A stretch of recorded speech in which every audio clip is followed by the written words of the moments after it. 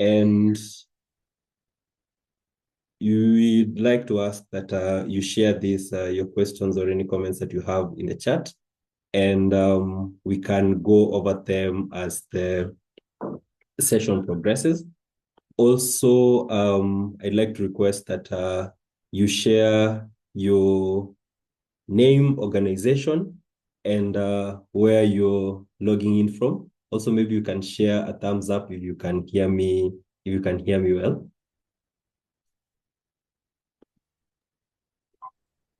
There we go. I see Todd. I see Sean. Sean is listening. So thank you all once again for coming to the Listening to the Continent. What Africans told us about nuclear energy. And so the reason we are having this session today is because we convened listening questions within the 4 countries that we operate in. And this was to try and understand the current power landscape within those countries, within the different areas, identify the community concerns on nuclear energy regarding safety, health, and environment, and also define the specific criteria the communities would require to be in order for them to accept nuclear power. And so today we are going to unpack all the insights that we got from those sessions. And to help me, I'm joined by the country coordinators. That is Ngakuzoe Tinotenda from Zimbabwe. We'll have Umar join us as we move along from Nigeria. And also we have Lydia Najuka from representing Uganda. So we're just going to move straight on. And first, maybe I'll introduce our panelists. So Tinotenda Chifamba is a GIS specialist and environmental advocate with expertise in land restoration and sustainable land management. He is the coordinator of WePlanet in Zimbabwe and is actively involved in climate justice and environmental awareness initiative across Africa. And as a nuclear science communication enthusiast, he is passionate about bridging science, sustainability, and community engagement to promote resilient ecosystems and informed environmental action. So I'll just invite Tino to say hi maybe, and before we proceed. Good afternoon, good morning, good evening. I know we are coming from different continents and different time zones.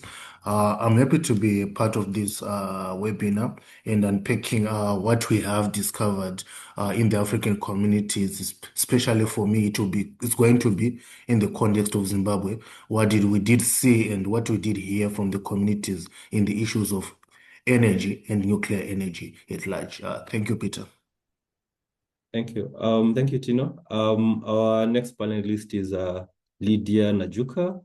And Lydia Najuka is a wife, a mother, and an entrepreneur. She volunteers with WePlanet Uganda and also volunteers with Equip Uganda, a leadership program founded by JC Maxwell.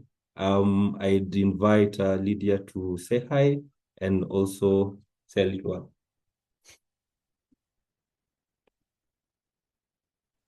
Thank you so much, Peter.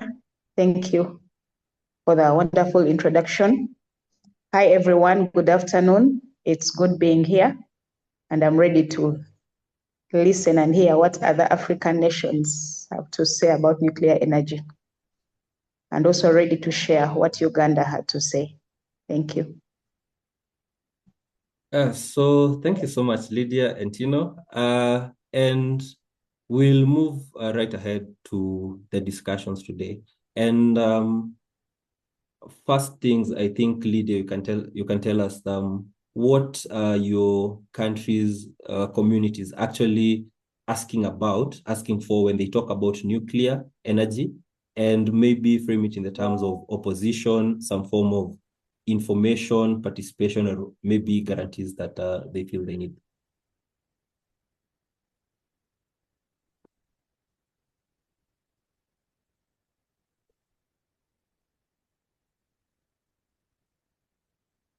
Is that addressed to me? Yes, Lydia. All right. Thank you so much. Lydia, coming in from Uganda. Uganda, particularly Buyende district, that is where the first nuclear plant is going to be in our country here. People have so much to say about nuclear energy. Of course, the questions, the concerns, and all the others. But the public concerns in regards to nuclear energy have been stipulated in our reports that can be found on the website. And there are so many public concerns that we wrote down in our reports. If you want a full detail of them, then you can go visit our website. Yes, you'll find the report. But I can point out like mainly 3 of them, what people really have to say about nuclear energy in Uganda. The first concern was about compensation uncertainty. In Uganda, the main concern is about the compensation, meaning the area where the nuclear plant is going to be planted, the public has already said yes, but their concern is about how they are going to be compensated. And then another concern is about the radiation and safety concerns.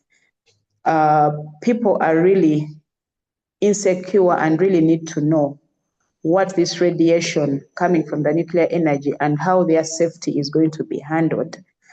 Yes, in regards to nuclear energy, and then the local economic participation. How are they going to benefit? How are the locals going to, achieve from these nuclear plants? How are the economic activities going to be, carried out? Are they going to continue with their businesses, or are their businesses going to be dismantled? So they really need to know how the economy of that particular area is going to stand or is going to grow or maybe not grow in regards to nuclear energy. Yeah, basically that is what I can say about that. Thank you. Thank you, Lydia. I think I'll pose the same question to Tino, and you can tell us what are the people of Zimbabwe actually asking for when they talk about nuclear energy. So, as like many African communities, they are not simply expressing like opposition to nuclear energy. So, what many people are truly demanding is information, participation, and guarantees. Communities in Zimbabwe want honest explanations about what nuclear energy is, how it works, and what the risks are, and how it may affect their development, their livelihoods, health, land, water, and future generations. So in Zimbabwe, where people have experienced energy shortages, unemployment, and underdevelopment, many citizens are open to new energy solutions if they can see tangible benefits such as stable electricity, industrial growth, and job creation, and improved public services. However, there is also deep concern about where communities will genuinely benefit, or whether they will once again be excluded from decision-making processes. As many Zimbabwean communities are also asking for guarantees around safety, environmental protection, compensation, and accountability. As past experiences in Zimbabwe with extractive industry and large infrastructure projects have created mistrust in some areas, especially where communities felt poorly consulted or where environmental degradation occurred. So therefore, the issue is often not rejection of nuclear technology itself, but fear of secrecy, exclusion, and weak governance. Communities want to be treated as active stakeholders rather than passive recipients of decisions already made by government or corporations. So in terms of what the communities is asking and what they are talking about around nuclear energy in brief, that is what they are saying, Peter. Thank you, Tino and Lydia. And maybe based on what your experience as nuclear advocates, how can you respond to the fears around maybe radiation, cancer, infertility that come up from such sessions without necessarily dismissing the people's concerns? Maybe Lydia can go first. Yes, thank you so much, Peter.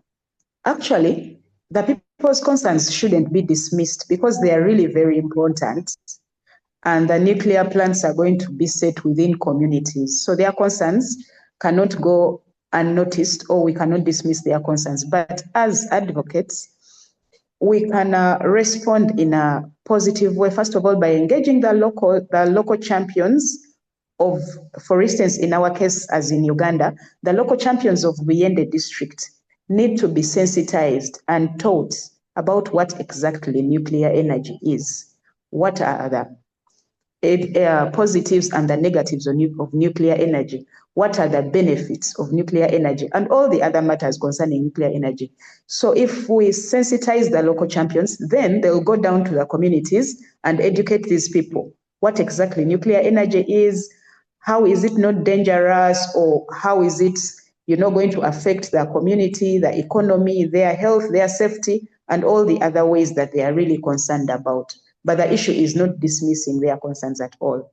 It's all about sensitization, giving the right information to the local champions, then they pass it down to the local people or the community. Thank you.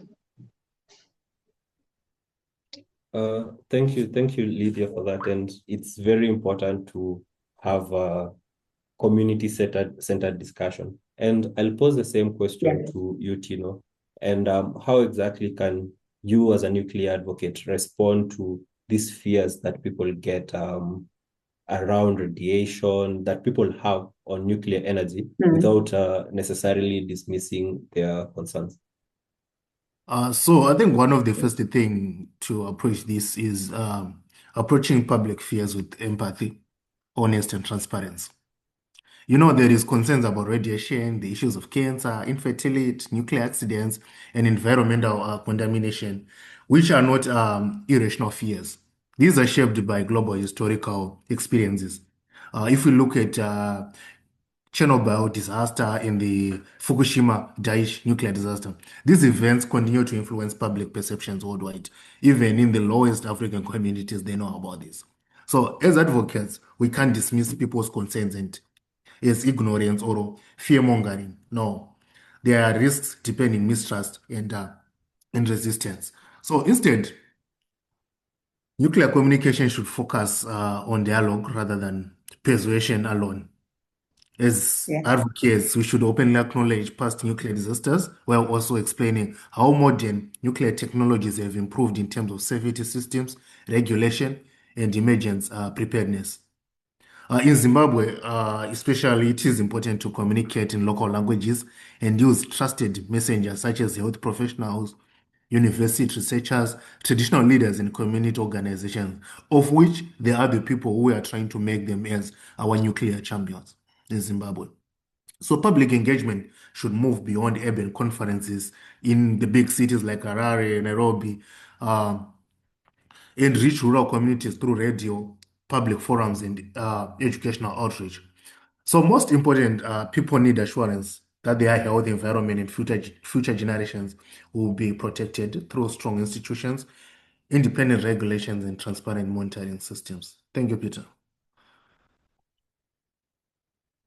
Thank you, Tino. And I think one theme that keeps coming up is that we need to do this in a language that people understand. And still on that, I think one of the things that comes out in all the results, in all the reports that we've put out, is that the organizations that run these nuclear power plants need a social license to operate. And so in your own words, what does this social license to operate mean in practice for mainly nuclear energy projects in your country?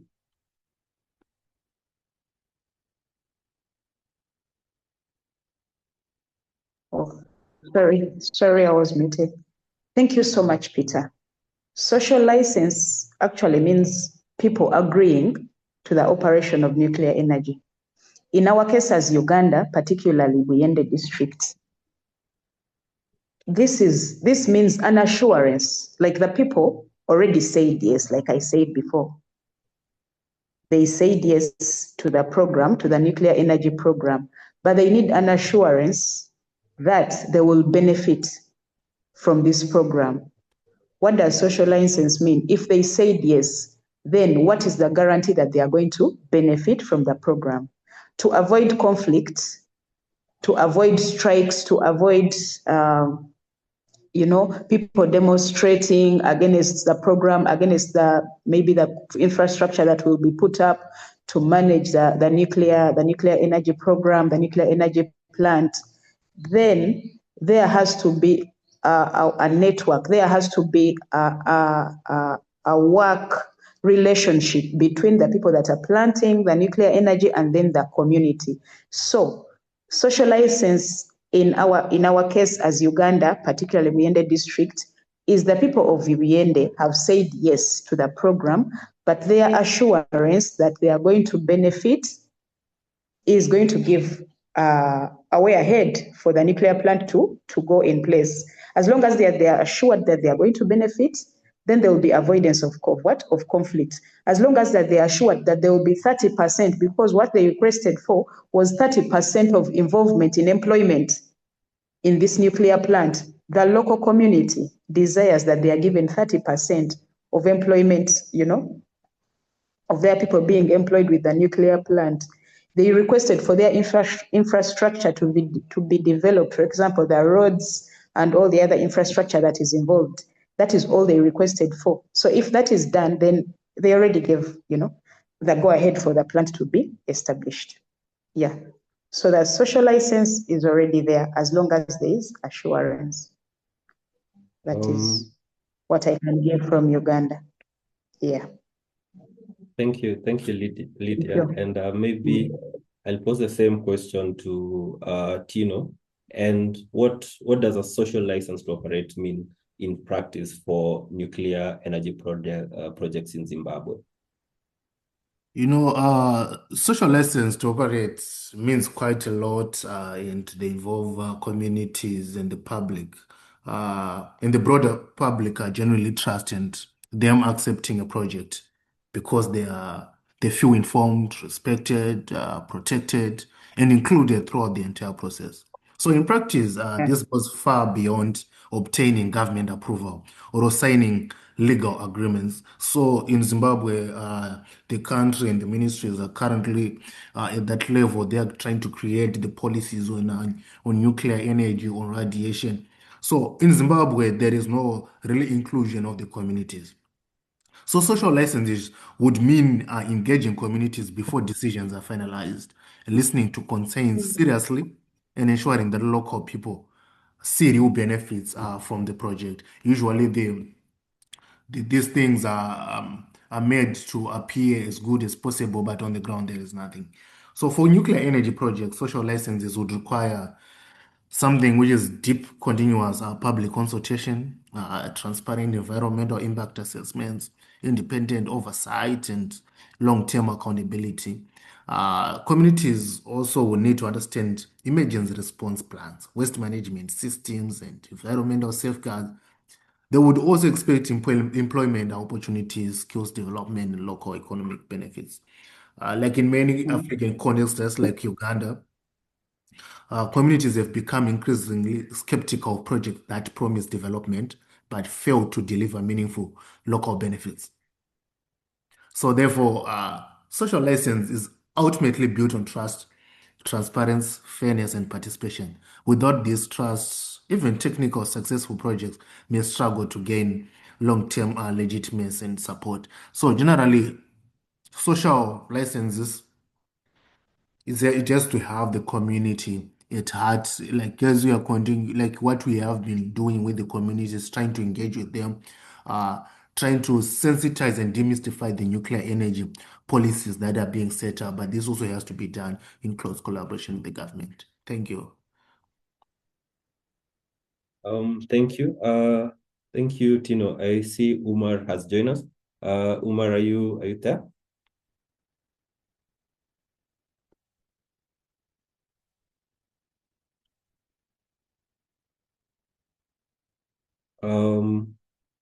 I will give Umar still a couple of minutes to sort his internet situation. And in the meantime, I'd like to ask that we all visit the WePlanet Africa website. That is www.weplanet WePlanetAfrica.org, and subscribe to our newsletter.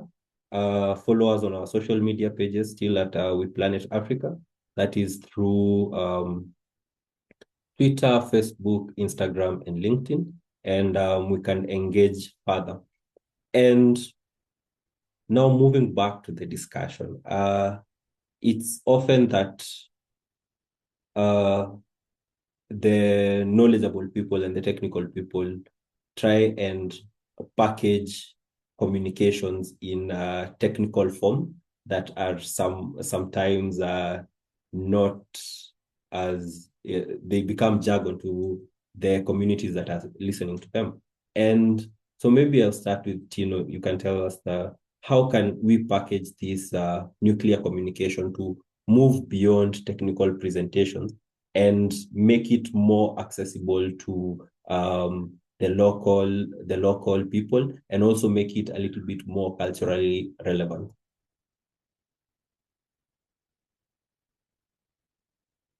So for me, I have a geographical information science background, and nuclear energy was much of a Greek language to an African person. So like all the platforms I did go to, it was very challenging trying to understand nuclear energy science and communications thing. What they were saying, it was a lot of jargon, which is the biggest challenge in nuclear communication is discussions are often dominated by highly technical language that ordinary citizens may find difficult to relate to. Just like in Zimbabwe, communication about nuclear energy must move beyond scientific jargon and connect directly to the daily realities people face, such as electric shortages, unemployment, food insecurity, and climate change.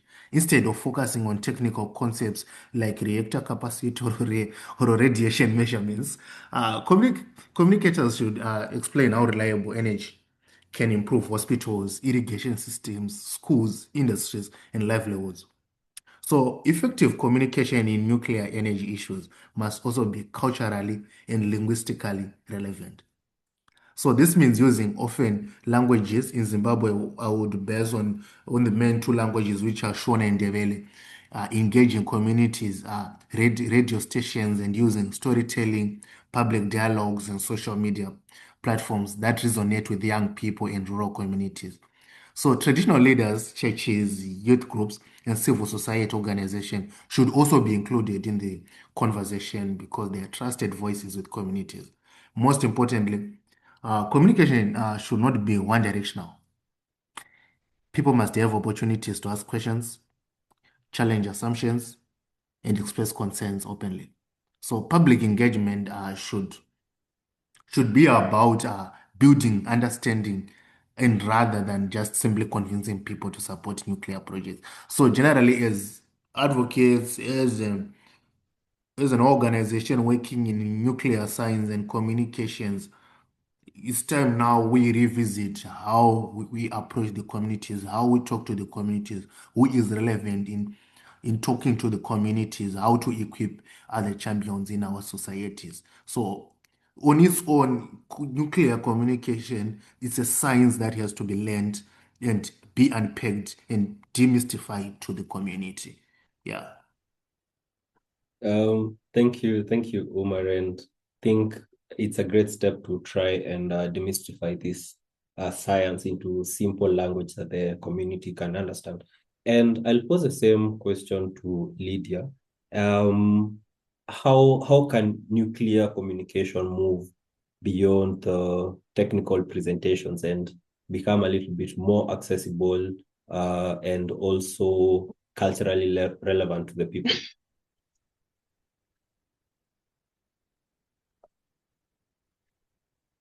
I don't know if Lydia is still there. Umar, I see your mic is on. Can you speak now? Hello, Peter. Can you hear me? Yes, I can hear you. How are you, Umar?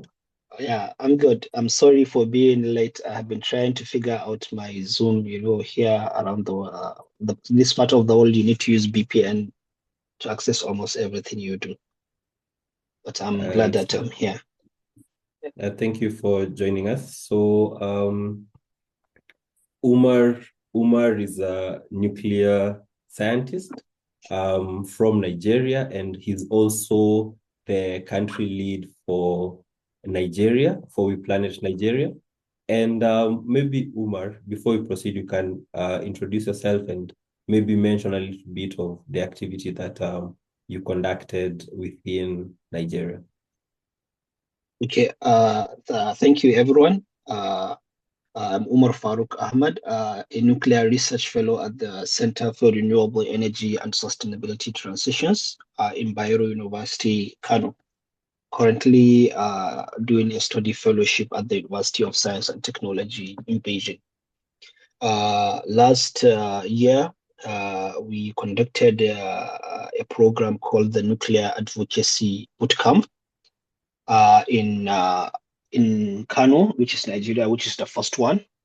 And it has we received about 180 applications, among which we are able to select 29 based on the budget restrictions and also the ability to make sure that each and every participant was able to get the most out of the bootcamp. And we have got a lot of response and feedback from this bootcamp, and due to its like wide coverage and the success, we are able to secure another round to do like the bootcamp for the second cohort, which is scheduled for this year. So I would like to talk to us a brief. The advocacy bootcamps brings together diverse young leaders from across Nigeria. And we made sure that it's so diverse because Nigeria is made up of around 250 ethnic groups and over 100 languages. And for the selection, we make sure that it is so diverse that it involved almost all the 3 major languages. So among the participants, we have early career professionals, we have undergraduate students, we have recent graduates and master's degrees. And the ratio of the participants when it comes to gender, we have 65 male and also the remaining female. So they come from majority the universities around the nation and also teaching hospitals. So the curriculum we taught the students was designed to empower participants with knowledge about nuclear science and its potential for sustainable energy. And there are hands-on activities, there are discussions related to critical thinking, and also a session that is on stakeholder involvement and also how to communicate with the public when it comes to nuclear. And one of the very thing that that touched our heart is the feedback we've gotten from this participant. And one lady was telling us that she appreciates everything that the organizers did to make this happen. And it is an incredible experience to know that nuclear is not just about the bomb, but rather development. If I could sign up again, I would in a heartbeat. So these are some of the impact we made. Later on in January, we held our radio program, which is in Hausa, which is the local language spoken in Kano. And part of it, we have seen that communicating with the local language ease the barrier and also make people appreciate what they want to learn. And the next, we launched a nuclear energy club at the university. So these are the 3 programs that we are able to do. And I'll be happy to answer more questions as we move on in the program. Thank you. And I'm sorry that I'm late. Thank you, Umar. I think you've spoken about some of the things that we'd already discussed, and it's great to see that there are those themes that stand out across each and every country where we held these activities. And I think we'll move on to maybe Lydia, and you can tell us what role can the youth, maybe the universities, civil societies, and also the media play in building that public understanding of nuclear energy we so desire?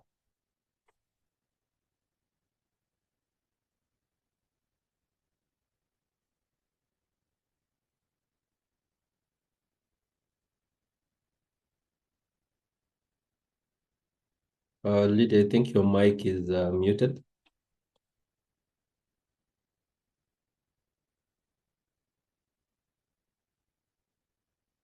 So I'll pose the same question to Tino.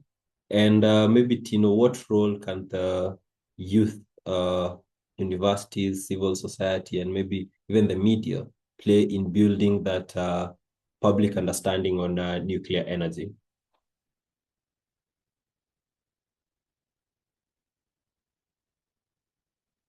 Youth, universities, civil society, and the media have quite a critical role in shaping informed. I think we have to put that in bold, in the balanced public discussions around nuclear energy all over Africa. Yeah. Young people in particular are central to Africa's energy and climate future. As digital natives and climate advocates, youth can help bridge the gap between technical experts and communities by translating the complex energy issues into accessible conversations on social media, community forums, educational campaigns. Youth movements can also ensure that nuclear discussions are linked to broader debates around climate justice, energy poverty, and sustainable development. If people are to check our website, WePlanet, they'll see that we did what we call the Love for Nature event in Zimbabwe, which had more than 300 youths who came to have workshops on the issues of climate change and the issues of nuclear. At the end of the event, there was music. People were enjoying. Why did we do this? The program was formed that we can discuss more while we're having fun in order to attract youth and also for them to spread more information outside.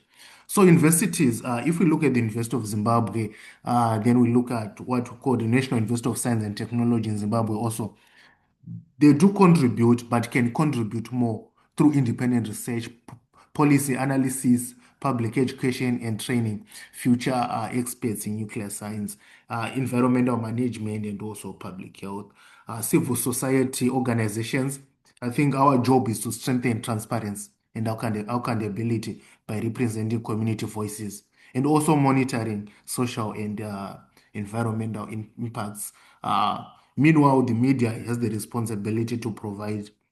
I think the word accurate also has to be in bold, because if there is no accuracy, what's the need of reporting? Also, the issues of a balanced and evidence-based reporting rather than sensationalizing and sensationalism or misinformation. So, journalists need proper training in science and environmental communication so they can facilitate meaningful public understanding rather than fear-driven narratives. So, together, we don't have to work in silos. We have to work together as actors. We can help create a more informed, democratic, and inclusive conversations around nuclear energy in Africa. So there is need for collaboration. There is need to rely. It's a kind of an interdependence of actors that has to be done rather than working in silos. Thank you, Peter. Thank you, Tino. And also maybe to add insights from our engagement here in Kenya. We identified that mostly the youth are the ones who are going to be beneficiaries of these nuclear power projects, because these are long-term projects that are designed to last for 60 to hundreds of years. And in so doing, the youth are the ones who are going to benefit the most from such projects. Therefore, their role in this is that they need to be one of the targets, the greatest targets of communications, so that they can be informed about the technology and how it affects them and the kind of impact it will have in their lives. And this is in terms of maybe how nuclear energy can contribute towards maybe health, towards access to electricity, and all the benefits that come from increased electricity access. And when this is done, they're also the same people who can now disseminate the information to now the older generations, because once they understand, they can break it down to their local languages. And universities are at the center of this because they bring together youth from various backgrounds, various areas, and it's only then that this information can be carried from the university grounds and into those local communities where these youth come from. And when it comes to now the media, they're the ones who are responsible in packaging this information. And with proper packaging, the information will have the desired outcome of ensuring the people know what the technology is actually about. But improper packaging of this information will then desensitize the community from nuclear energy and also lead them towards rejecting such projects. And maybe I'll just pass it on to Lydia, if you're back, and you can share some of the insights from Uganda about how the role that the youth can play, the universities and the civil societies can play in building that public understanding of nuclear energy. All right. Yes, I'm back. Thank you so much, Peter. Thank you so much. So I'll talk particularly concerning universities. For instance, here in Uganda, at the close of last month, we have a Chambogo University that organized a seminar. So the universities can use platforms like seminars to sensitize and teach people about nuclear energy. So we were invited to speak into this seminar as WePlanet concerning why nuclear energy is the essential partner to Uganda's renewable energy future. And as WePlanet, we were invited to speak into this seminar. And in fact, we found out that actually even universities do not have clear information about what nuclear energy really is in regards to the questions that we were asked. So universities play an important role in sensitizing the people as well. If these people are educated and taught about what nuclear energy is and the benefits of nuclear energy, then universities are going to play a very key role. Like you said, that it is the youth that are going to benefit from this nuclear energy. So yes, I think we've lost Lydia. So we can just yeah, we can hear her. You can hear me? Yeah, sure. Maybe a thumbs up if you can still hear me. Yes, we can hear you. Can you hear me, guys? Awesome. Yes, Lydia, we can hear you. So yes, WePlanet Uganda conducted an engagement at Kiabogo University in Uganda, and I think we'll share a little video of that engagement towards the end. And it's at this point where we'll ask maybe the last questions to our panelists is, what do you think that governments and nuclear institutions can do to prove readiness to undertake those projects before asking the public to support nuclear energy? And maybe I'll pose this to Umar first. Thank you, Peter. And I would like to talk about this in the perspective of Nigeria. So the Nigerian Atomic Energy Commission has been announcing nuclear ambitions since around 1970s, but without delivery. This created like serious credibility gap. So before the government should be asking for public support, institutions need to do some of these things. One is show transparent financing plans. Like, okay, this project that we are going to embark on, who is funding it, this project? And will it create debt dependency on other countries? And these countries, do we have like a good rapport or good relationship with these countries that when we embark on this project, there is not going to be a time when these other countries will say, oh, no, we cannot do this. Another one is to demonstrate regulatory independence. Make sure that our regulatory authority are visibly separated from political pressure. Like usually we know that administration come in 4 years and leaves maybe in 4 years, maximum 8 years in Nigeria. The political cycle is 4 years.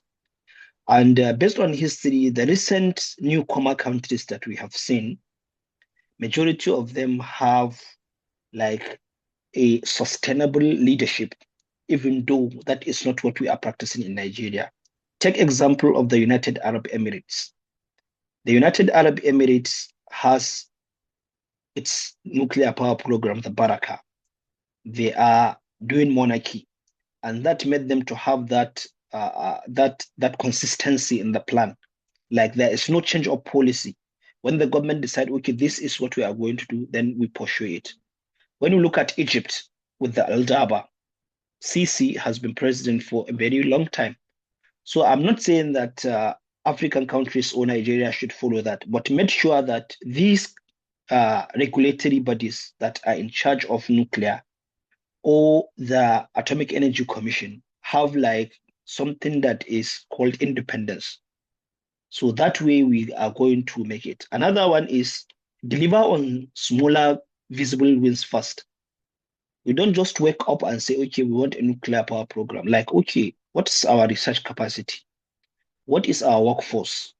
Do we have a roadmap to achieve that? I think when we do these three, we are going to wake up one day and realize that, okay, we are close or we have even built a nuclear power in the country. Thank you.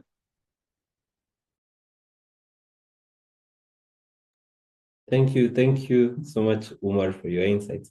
And I'll maybe call on Tino to give remarks about what governments and these nuclear institutions should do to prove their readiness before they ask the public to support nuclear energy.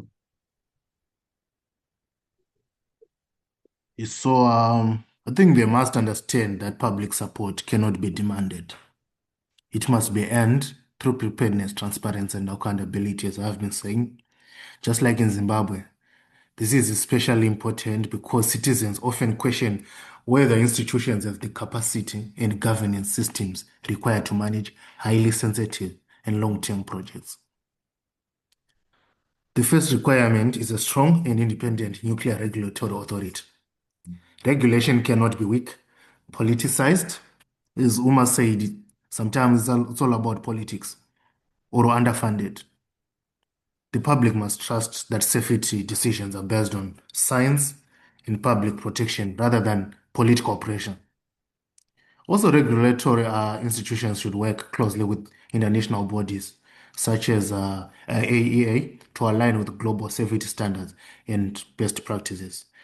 Governments must also invest heavily in human capacity development.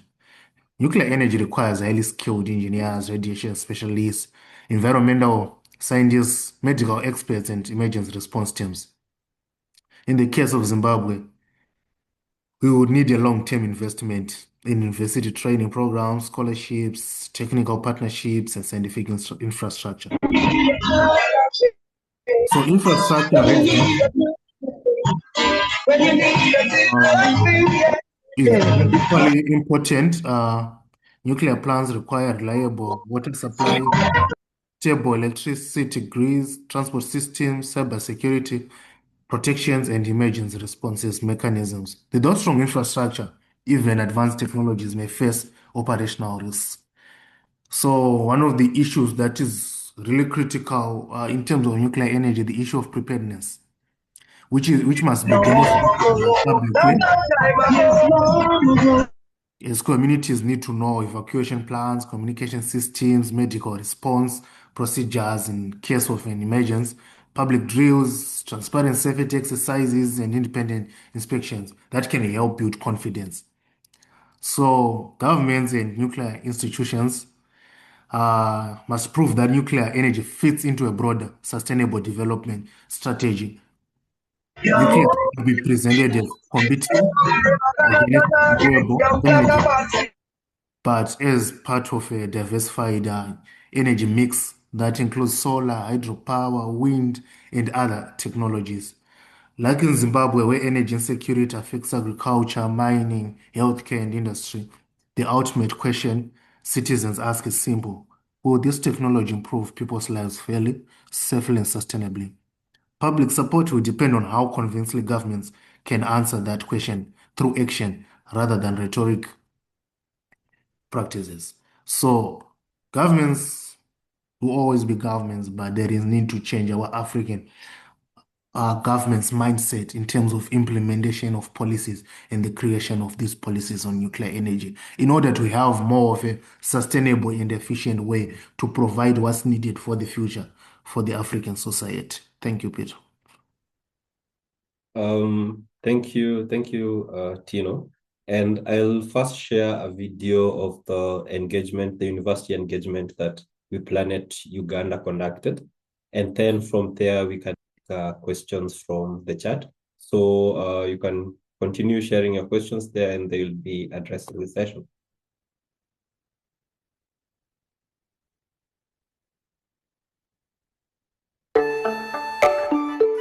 Hydroelectric power currently contributes 80% of all the energy that we consume as a country, and the other 20 is maybe solar. And right now we have an installed capacity of 2,000 megawatts, but we can only consume 1,800. I have had people complain that as we produce a lot of electricity and we export it. We must export it because as Ugandans, we cannot consume all that energy. So the first call to action today is, as we are moving towards middle income status, like the head of department said, being middle income is really about energy consumption. There is no poor country that doesn't consume energy. Okay? You wash your clothes with your hands. You cook your food on Sigiri. Then you wash the dishes using your hands. So middle income people don't behave like that. They wash their clothes with a washing machine. They do their dishes in the dishwasher. They use an electric cooker to cook their food. Meanwhile, their fridge is running full time. Okay. And of course other things. Now I'm talking about household consumption. Us in Uganda, we charge our phones and watch TV. So if you want to consume that 2,000 that we currently generate and export, we must consume more. And I'm sure your lecturers hate ChatGPT, don't they?